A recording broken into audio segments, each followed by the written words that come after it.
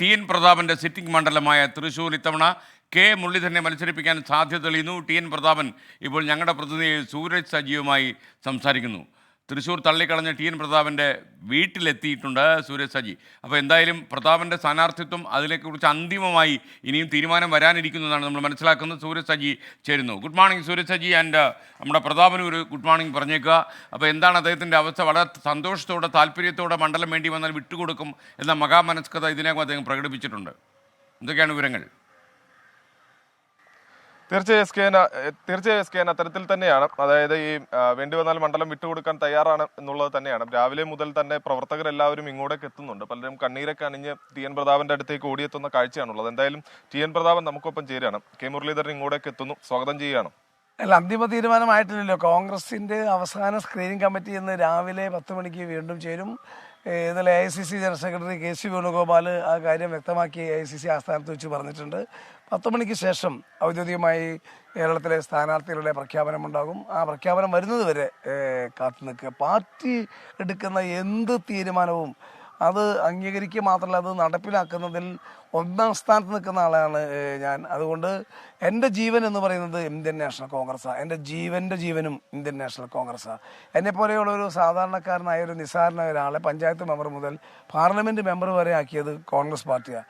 കോൺഗ്രസിൻ്റെ booth Congress president, മണ്ഡലം Congress president, block president, DCC president, KP secretary, AICC member, ഇതൊക്കെ എന്നെ പാർട്ടിയാക്കിയതാണ്. KSUവിൻ്റെ തലക്കുളം ഗവൺമെൻറ് ഹൈസ്കൂൾ യൂണിറ്റ് പ്രസിഡന്റ് മുതൽ സംസ്ഥാന വൈസ് പ്രസിഡന്റ് വരെയും എന്നെ പാർട്ടിയാക്കിയിട്ടുണ്ട്. അതുകൊണ്ട് എൻ്റെ പാർട്ടി എന്ന് പറഞ്ഞാൽ എൻ്റെ ജീവനാണ്. അതുകൊണ്ട് എൻ്റെ പാർട്ടി സന്ദർഭത്തിനനുസരിച്ച് തീരുമാനമെടുക്കും. അത് എൻ്റെ കൂടി ആശയത്തിൻ്റെ അടിസ്ഥാനത്തിൽ, അഭിപ്രായത്തിൻ്റെ അടിസ്ഥാനത്തിൽ തീരുമാനമാണ്. ആ തീരുമാനം തീർച്ചയായിട്ടും വളരെ ബുദ്ധിപരവും പ്രായോഗികവും സന്ദർഭോചിതവുമായ തീരുമാനമായിരിക്കും.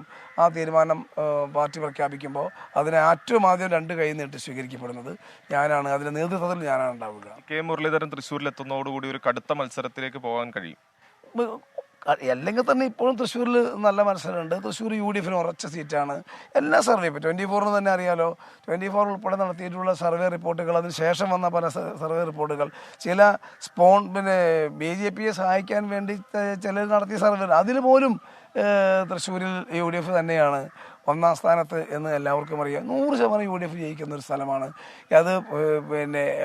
അത് നിലനിർത്തൽ ആണ് കുറേ കൂടി വാശിയോടുകൂടി. പ്രത്യേകിച്ചും പത്മജ വേണുഗോപാലിനെ BJP നടത്തിക്കൊണ്ടുപോയി ഒരു അധാർമിക കുതിരക്കച്ചവട രാഷ്ട്രീയം നടത്തി. ആ കുതിരക്കച്ചവട രാഷ്ട്രീയത്തിലൂടെ തൃശ്ശൂരിൽ എന്തെങ്കിലും ചെയ്യാൻ പറ്റുമെന്നോ എന്നുള്ളൊരു ധാരണ BJPയുടെ ചില ദേശീയ സംസ്ഥാന ബുദ്ധികേന്ദ്രങ്ങൾക്കുണ്ടെങ്കിൽ അത് അവരുടെ മണ്ടത്തരമാണെന്ന് തെളിയിക്കുക. BJPയുടെ തലയ്ക്ക് ആദ്യത്തെ അടി കൊടുക്കുക. കേരളത്തിൽ BJPക്ക് അക്കൗണ്ട് തുടങ്ങാൻ ഒരു കാരണവശാലും സമ്മതിക്കില്ല. അതിന് BJPയുടെ മണ്ടയ്ക്ക് കൊടുക്കുക, തലയ്ക്ക് കൊടുക്കുക, അവരുടെ വിവരമില്ലായ്മ തെളിയിക്കുക.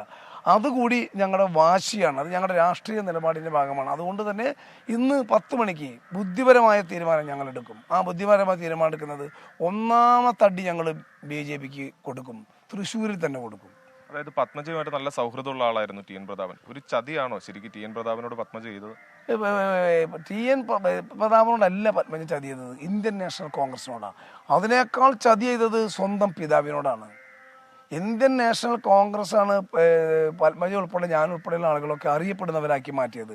പത്മജയ്ക്ക് പിന്നെ പ്രത്യേകിച്ചും ജനിക്കുമ്പോൾ തന്നെ ലീഡർ MLAയും കേരളം മുഴുവൻ അറിയപ്പെടുന്ന ആളാണ്. ഈ ഇന്ദിരാഗാന്ധിയുടെ മടിയിൽ ഇരുന്ന് ലാളന ഏൽറ്റ ആളാണ് പത്മജ വേണുഗോപാൽ.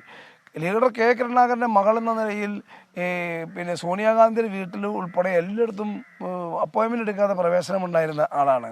ആ പത്മജ വേണുഗോപാൽ അച്ഛൻ, ജന്മം നൽകിയ പിതാവ്, ജീവൻ നൽകിയ പിതാവ്, ഇതുവരെ എത്തിക്കാൻ എല്ലാ പിൻബലവും നൽകിയ പിതാവിനെ, ആ പിതാവിനോട് കൊടുത്ത വഞ്ചനയും പിതാവിനോട് കൊടുത്തൊരു ചതിയുമാണ്, പിതാവിൻ്റെ ആശയത്തോട് കൊടുത്ത ചതിയുമാണ് പത്മജ ചെയ്തത്. അത് ഒപ്പം തന്നെ അറിയപ്പെടുന്ന ആളാക്കി മാറിയ പാർട്ടിയോടും കാണിച്ചൊരു ചതി. ആ ചതിക്ക് ദൈവം കൊടുക്കും എന്ന് ഞാൻ ഇന്നലെ ലീഡറുടെ ശവകുടീരത്തിന് മുന്നിൽ വെച്ച് പറയുകയുണ്ടായി. ഗുരുവായൂരപ്പൻ ഇത് കാണുന്നുണ്ട്. സ്വർഗത്തിലിരുന്നുകൊണ്ട് ലീഡർ K കരുണാകരൻ കാണുന്നുണ്ട്. ലീഡറും ഗുരുവായൂരപ്പനും ഇതിന് അസല് തിരിച്ചടി കൊടുക്കുമെന്ന് പറയുകയുണ്ടായി. ആ തിരിച്ചടി ദൈവം കോൺഗ്രസിൻ്റെ അഖിലേന്ത്യാ കമ്മിറ്റിയുടെ തീരുമാനത്തിൻ്റെ അടിസ്ഥാനത്തിൽ വരും, ഏതാനും മണിക്കൂറുകളിൽ വരും. കെ മുരളീധരൻ തൃശ്ശൂരിൽ ജയിക്കും, ഒരു സംശയം വേണ്ട. ടി എൻ പ്രതാപൻ തളിക്കുളത്തെ വീട്ടിൽ നിന്ന് ഞങ്ങളുടെ പ്രതിനിധി സൂരജ് സജിയുമായി സംസാരിക്കുകയായിരുന്നു.